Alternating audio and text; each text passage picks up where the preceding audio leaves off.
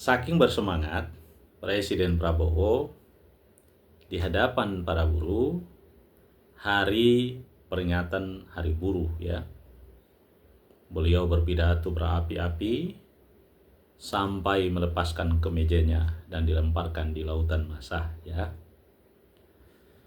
Ini sebuah pidato yang sangat amat baik karena mengirimkan pesan-pesan yang tajam, pesan-pesan yang kuat kepada publik dan khususnya kepada koruptor. Bagi saya, ini adalah pidato kedua terbaik yang saya saksikan dan saya simak. Pidato pertama beliau di hadapan MPR ketika dilantik menjadi presiden, dan pidato kedua di hadapan para buruh ketika hari May Day.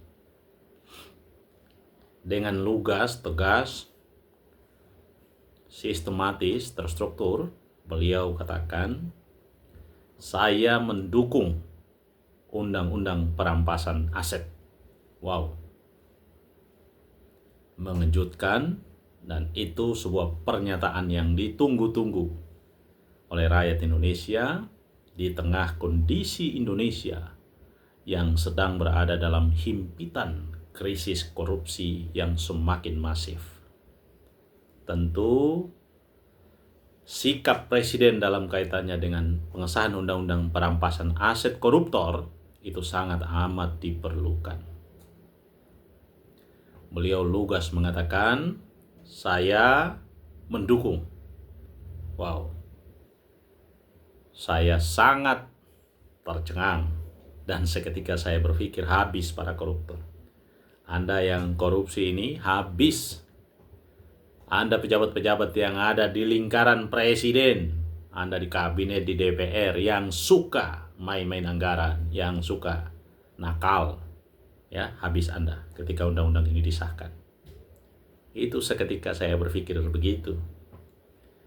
Tetapi kemudian saya sadar bahwa ini baru pidato.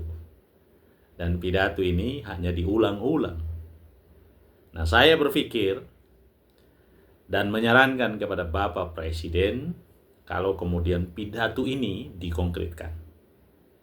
Bapak posisi hari ini adalah sebagai presiden, ya, bukan civil society, bukan kekuatan-kekuatan alternatif ekstra parlemen, ya. Bapak adalah seorang presiden, pengendali negara, pengendali republik. Lebih tepat, Bapak mengeksekusi pernyataan Bapak itu, ya. Dan kalau bagus atau lebih tepat lagi, Bapak mengumumkan dan memerintahkan kepada seluruh pimpinan partai politik dalam tanda petik di bawah kendali Bapak, baik yang ada di dalam kabinet maupun di luar kabinet, Pak, semua pasti tunduk pada perintah presiden. Karena perintah presiden itu bermakna dan pasti ada kompromi-komprominya. Sejauh itu keinginan presiden dan diminta untuk disegerakan, diundangkan undang-undang perampasan aset, saya kira tidak ada pihak yang keberatan. Kecuali para calon-calon koruptor yang ada di lingkaran Bapak dan lingkaran pejabat. Tetapi kalau itu keinginan presiden, maka saya kira semua orang akan bergegas mengundangkan itu.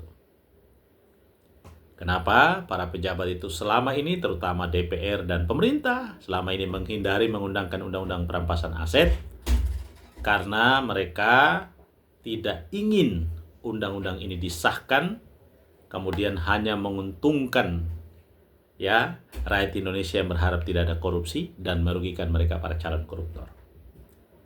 Jadi kalau Bapak undangkan itu, jauh lebih baik, Pak.